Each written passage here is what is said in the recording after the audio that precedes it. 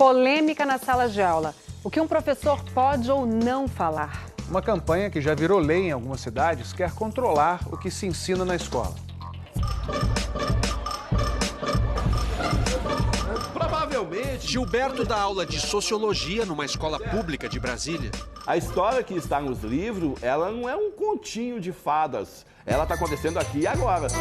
Mas até onde pode ir a opinião do professor? Quando eu falo que política é algo, eu posso provocar internamente uma reação da Marina, do Pedro, do João. Na aula de hoje, o que causou reação em Laura, Bruna, Marcos, Guilherme foi um projeto de lei. A proposta, que tramita na Câmara Distrital, a Assembleia Legislativa de Brasília, proíbe a doutrinação política e ideológica na escola, exigindo neutralidade dos professores. No momento que a escola começa a doutrinar as pessoas, ela tira a liberdade de escolha dessas pessoas e, assim, fica um negócio mecânico. Mesmo se ele tiver uma opinião contrária, aí que é melhor pra você ver, será que os argumentos dele fazem sentido? Será que eu tenho que ler mais? Será que eu tenho que me inteirar no assunto pra estar afiadinho? Então isso é muito bom, discutir política na escola, mesmo com alguém, principalmente com alguém com opinião contrária à sua.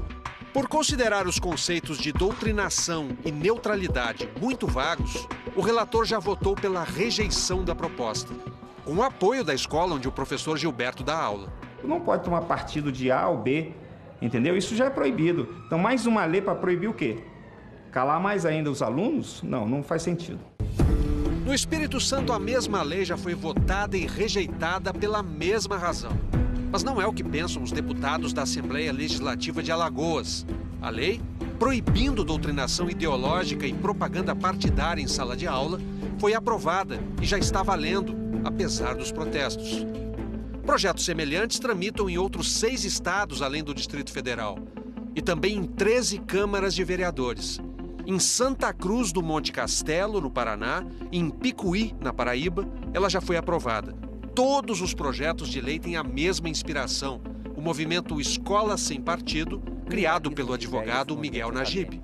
O projeto prevê que, ao tratar de questões controvertidas, o professor deverá apresentar todos os lados e não apenas a sua própria opinião. O que a Constituição Federal garante aos professores é a liberdade de cátedra, que não se confunde com a liberdade de expressão. Liberdade de expressão você exerce na praça pública. Não são só as câmaras de vereadores e assembleias legislativas que estão tratando desse tema. Ele já chegou aqui ao Congresso Nacional. Um projeto de lei que encampa integralmente a proposta do Escola Sem Partido já está tramitando na Câmara dos Deputados e vai ser debatido numa comissão especial a partir da semana que vem. Está no projeto. A doutrinação política e ideológica é proibida em sala de aula e também no material didático e nas provas de acesso ao ensino superior. Ouvimos 2 educadores da Universidade de Brasília. Braulio de Matos, da Faculdade de Educação, diz que o projeto enquadra professores que extrapolam suas funções.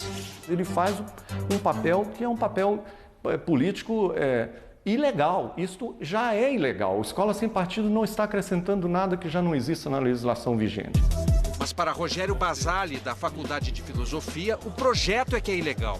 Um projeto de lei arbitrário e que ignora a realidade da complexidade escolar, assim como ignora os nossos principais documentos de orientação e regulamentação da educação brasileira. Para Basali, a lei de diretrizes e bases é clara ao definir os princípios do ensino. Liberdade de aprender, ensinar, divulgar o pensamento e o pluralismo de ideias. Mas Braulio de Matos acha que isso não impõe limites ao professor que faz doutrinação.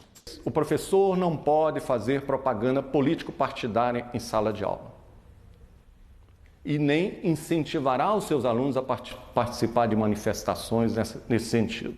De fato, não cabe ao professor ser o propagandista, o propagandeador de alguma ideologia. Cabe ao professor a tarefa de esclarecer, a tarefa de apresentar a complexidade que tem por trás das ideologias. Um acredita que o projeto só pune professor que distorce o conteúdo escolar. Ao invés de explicar isso, ele queira resolver o problema político contemporâneo da crise política no Brasil de hoje, colocando jovens inexperientes, sem informação, num pseudo-debate crítico sobre se o governo A ou B é bom ou ruim. O outro vê uma intenção oculta no projeto. Eu vejo como uma resposta de medo. O medo do pensamento autônomo, o medo do pensamento crítico, o medo de uma juventude capaz de pensar e transformar a sua realidade. O novo ministro da Educação diz que está examinando os projetos de lei que tratam sobre o tema. Um deles, o que foi aprovado em Alagoas, está sob análise da Advocacia Geral da União. O governo ainda não tem certeza se esta é a melhor forma de evitar a doutrinação ideológica. Quem é que vai dizer o que é doutrinação ideológica e o que é estímulo ao espírito crítico, que é a tarefa do educador? Esta é uma grande limitação, porque o professor tem que ter liberdade de ensinar e de transmitir o conhecimento aos alunos. E a gente não pode, de forma alguma, criar uma espécie de tribunal de ideias. A gente tem que apelar ao bom senso.